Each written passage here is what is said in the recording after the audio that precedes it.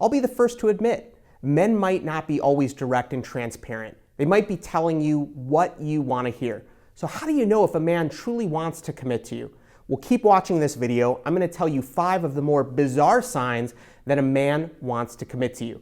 I'm Jason Silver. I am the dating coach for ambitious women. You have reached my channel, Attract Great Guys, where I go deep into the psychology of attraction with high quality men. So if you want to get notified of all of my upcoming free trainings and videos on understanding men and how to attract a lifelong committed relationship with a high quality man, then hit the red subscribe button beneath this video and the little notification bell right next to it so you can get notified of all of my upcoming videos. Now let's jump right into these 5 bizarre signs. Now the first sign is if you begin getting in more disagreements with your man. And this might seem completely counterintuitive.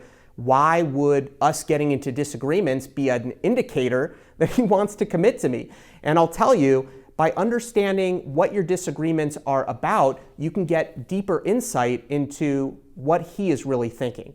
Because as a relationship evolves and becomes more committed, you typically begin discussing things that matter, things that are important. And these things are polarizing. I mean, how you address these things are important. And the more that we care about something, the more that it can invoke emotion and the more passionate we are. And so if he starts speaking to you about things that are really important to him, about his future, about your future, and there's disagreements, well, that's going to come up only if he truly cares and wants to commit with you. And if he doesn't look at you in that light of wanting to commit to you, then why would he waste the time and energy of getting into these types of discussions that are more polarizing, that are more emotional? And quite frankly, these types of disagreements are some of the best ways that you can learn to develop a communication style that is sustainable.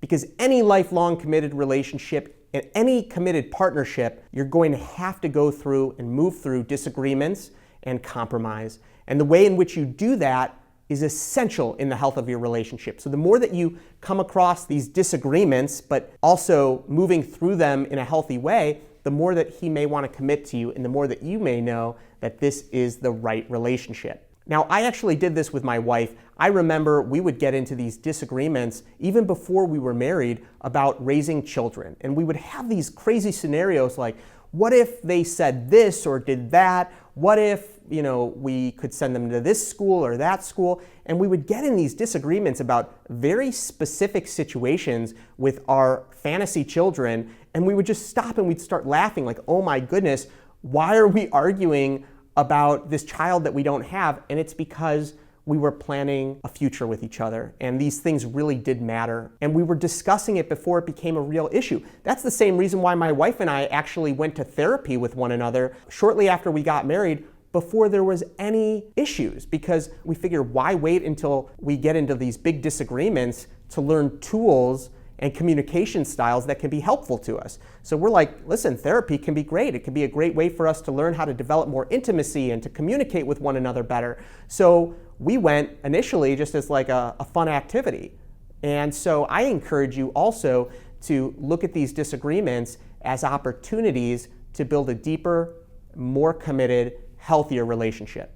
Now the second sign is if you get a pet together, if he wants to get a pet with you, because there's a risk here. If you don't end up together in the long term and you get a pet together, that is such a horrible, sad thing that you have to either split your pet 50% of the time, which obviously isn't fair to your pet, or he has to say goodbye to a pet that he loves and adores. It's a big risk. So typically if he takes this next step with you, it's because he's looking at a longer committed relationship with you.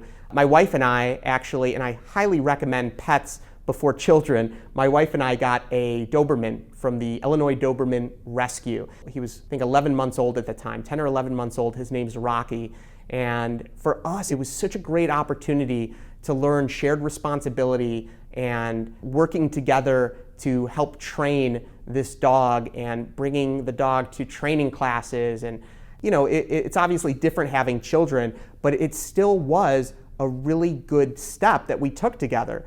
And I actually still want to write my book, The Dog Owner's Guide to Raising Children, but that's another story. Anyway, if he does want to move forward and get a pet with you, that is another great sign that he's looking to commit.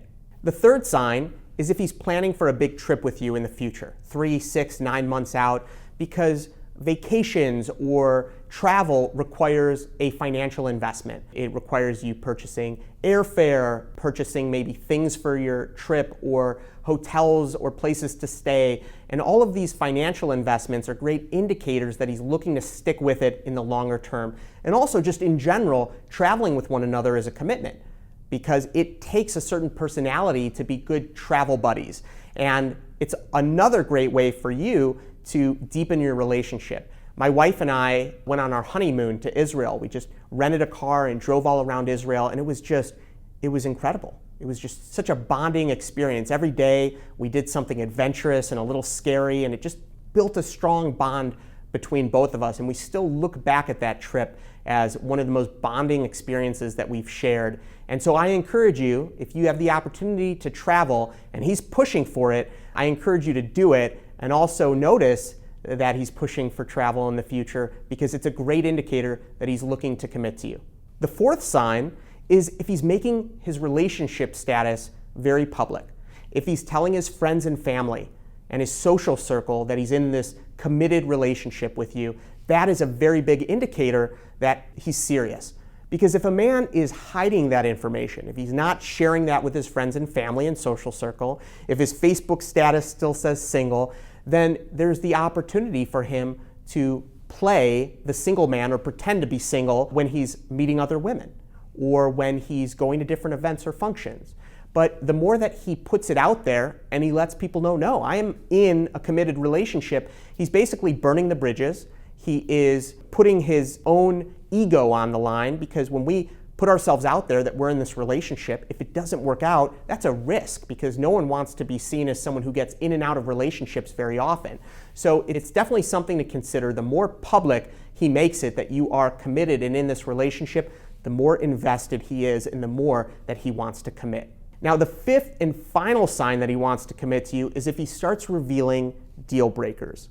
Things that would typically turn someone off in a relationship. Maybe something more serious like a past medical issue or an existing medical condition, or maybe a major event that happened in his life that is not attractive, that he might not want to tell someone that he just started dating. Things that might be a deal breaker for some people, but that he wants you to know.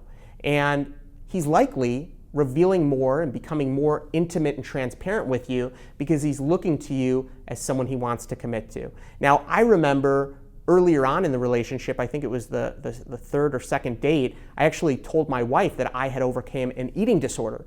And this was something that was very polarizing and scary as a man to tell a woman that he's dating that he had an eating disorder. And the reason I shared it is because I was applying the power of polarity. And if this was a deal breaker, I wanted her to know, because she's going to find out at some point. This is not, the biggest secret in my life. I share it with people. And I basically shared that with her because I could tell within our first few dates that she was an incredible woman and I wanted to continue dating her. I'm not going to share it on the first date with someone. It's just a little bit too much information on the first date. We're still just seeing if we're even remotely compatible.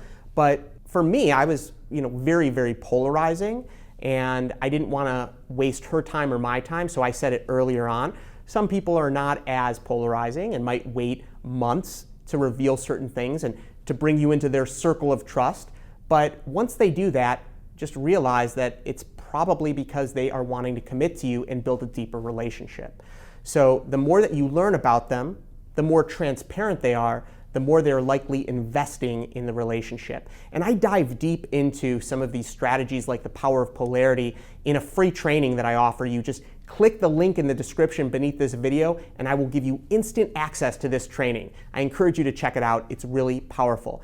Now, these 5 signs are really great indicators. If you look for them, they'll be some of the best guides that you can use to determine how your relationship is growing. And thank you again for watching. Please hit the like button if you found any value in this video. Become a subscriber, and I look forward to seeing you in the next training. Thank you so much. Be well.